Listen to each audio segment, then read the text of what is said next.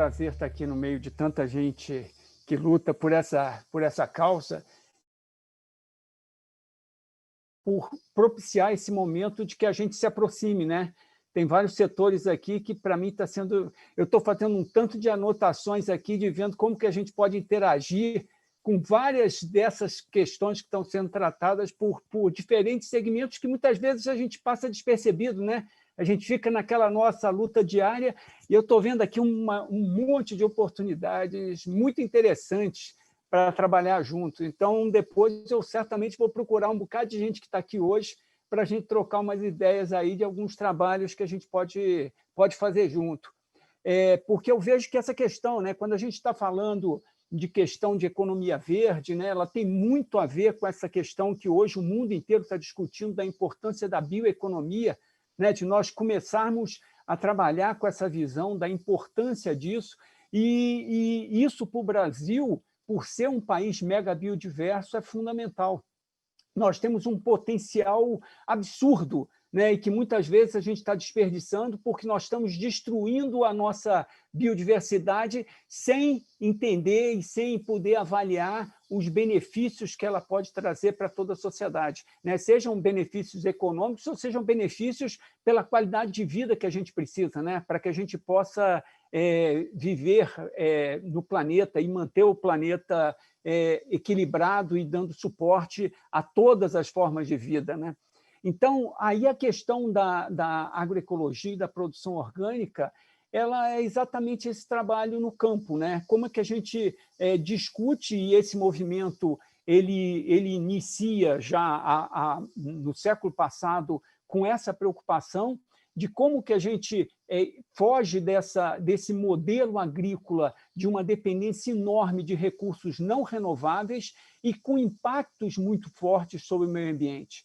Então, é uma luta bastante complicada, porque o movimento orgânico nunca teve suporte e apoio do Estado para isso, com raríssimas exceções. Nós tivemos um pouco mais de alcance em algumas políticas públicas, agora há uma década atrás, com a Política Nacional de Agroecologia e Produção Orgânica, que começou a acontecer e agora já veio um desmonte. A maior parte das ações que estavam em andamento foram sendo desmontadas, e a gente precisa ver como restabelecer isso. E aí, quando vem uma oportunidade de uma discussão da reforma tributária, e aí foi interessante que já foi falado por outros que me antecederam aqui, essa questão do poluidor-pagador, de como as atividades negativas subsidiarem atividades positivas, a gente vê isso como algo que precisa ser trabalhado muito fortemente, apesar de enfrentarmos lobbies muito grandes, muito fortes do setor, né, dentro do agronegócio, como é o exemplo que foi citado aqui pelo André Lima da questão dos agrotóxicos, né, da isenção de impostos para os agrotóxicos, e que é um absurdo que nós tenhamos a isenção para produtos que sabidamente têm a questão das externalidades negativas, né, e, ao mesmo tempo, nós não temos recursos para subsidiar, para fomentar as atividades que podem trazer essa transformação, como, por exemplo, o desenvolvimento e a expansão do controle biológico no Brasil. De novo, a gente, por sermos um país mega biodiverso, nós temos um potencial fantástico para trabalhar com essa biodiversidade para fazer esse controle biológico acontecer. E aí é importante a gente colocar também, porque a gente tem discutido bastante essa questão dos bioinsumos, que é outra questão que está em voga por estar muito relacionada à questão da economia verde, à questão da bioeconomia, é que a gente, quando fala de bioinsumos, a gente também não pode ficar restrito a uma questão de produtos industriais, produtos comerciais. A gente, quando fala de bioinsumos, nós estamos falando também da questão do trabalho na propriedade, da conservação local, de como é que você cria meios, desenvolve sistemas para que você possa ter a conservação, por exemplo, do controle biológico no próprio local, e não você ficar dependente o tempo todo de aparecer um problema, você ter que comprar um produto e trazer. Então, é mostrar que tem uma articulação sistêmica, e para fazer isso, além da pesquisa, nós temos que interferir na formação profissional, precisamos ter técnicos capacitados, precisamos ter uma TER qualificada no campo para trabalhar. Então, tudo isso precisa de recurso, como já foi falado por muitos que me antecederam, principalmente agora, né? A Alice colocou bastante isso, essa necessidade de recursos para fazer essas atuações no local, no campo acontecerem. E a gente vê que essa possibilidade de você pegar recurso desses poluidores, pegar recurso dessas atividades que têm externalidades negativas e colocar esses recursos para subsidiarem e apoiarem o desenvolvimento das alternativas que nós queremos, das alternativas que nós precisamos. Isso é fundamental. Eu citei o caso dos agrotóxicos, mas nós poderíamos falar, por exemplo, da questão das sementes, né? Nós temos hoje reconhecido internacionalmente o TIRFA, né, o Tratado Internacional de Recursos Fitogenéticos, já coloca isso, e o Brasil é signatário desse risco enorme que nós corremos, e principalmente pelas mudanças climáticas, desse reducionismo que nós temos da nossa diversidade genética a ser utilizada no campo. E nós temos hoje uma concentração das sementes na mão de poucas empresas internacionais e que foram reduzindo as variedades que estão disponíveis. E, por outro lado, nós temos agricultores, nós temos organizações da sociedade civil que são guardiões de semente, que trabalham com bancos comunitários de semente, que estão ajudando de uma maneira resistente a trabalhar a questão da conservação da nossa agrobiodiversidade. Então, de novo, nós precisamos que essas empresas que fazem, promovem o reducionismo genético, subsidiassem com impostos, com esses recursos, esses trabalhos de conservação da agrobiodiversidade. Então, a gente tem uma série de possibilidades a serem trabalhadas, né, para que a gente possa, que tenha essa conexão com a discussão. Porque se a gente tem uma atividade que, pelo contrário, como é o caso da produção orgânica, que tem externalidades positivas com relação à questão do clima, conservação da biodiversidade, a questão do solo, da água, uma série de questões, como que a gente faz para que essa atividade possa ter um apoio, possa ter um tratamento diferenciado? E aí a gente vê que só tem uma situação. Ou você teria que implementar efetivamente um pagamento por serviços ambientais, serviços ecossistêmicos, ou você provocar a desoneração daquilo que impacta esse tipo de produção, esse tipo de produção benéfica. Então, a gente tem que trabalhar com essas duas questões e, dependendo da situação, em alguns momentos cabem algumas, em outras cabem outras. No caso da produção orgânica, para se fazer algum tipo de, vamos dizer assim, de um pagamento diferenciado, nós temos um facilitador, que é o caso dos produtores orgânicos, nós termos hoje um cadastro nacional de produtores orgânicos. A legislação de orgânicos, ela criou um mecanismo de certificação e que os produtores que estão aptos a trabalhar, a comercializar seus produtos como orgânico, eles fazem parte de um cadastro. Então, nós já temos mecanismos de verificação de quem são, porque muitas vezes a argumentação de você fazer um pagamento, por exemplo, por serviços ambientais, é que você pode ter distorções e pessoas recebendo sem, de fato, deverem estar recebendo.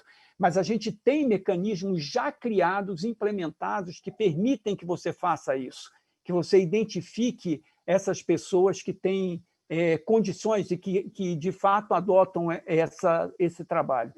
E aí eu acho que a gente tem que, cada vez mais, chamar a sociedade a entender o que está por trás, muitas vezes, da discussão da reforma tributária. Eu lembro, vendo aqui a Paula Jones, né, a gente tem feito alguns eventos falando sobre a questão da importância do alimento, da qualidade do alimento, a relação alimento e saúde, e a gente tem visto aí, ultimamente, que começou a ter um ataque ao guia alimentar da população brasileira, né, que foi um passo fantástico que nós tivemos com a publicação desse guia pelo Ministério da Saúde, há uns anos atrás, e ele traz essa questão de que nem tudo que nós estamos comendo são, de fato, alimentos, deveriam ser considerados alimentos e são bons para a saúde.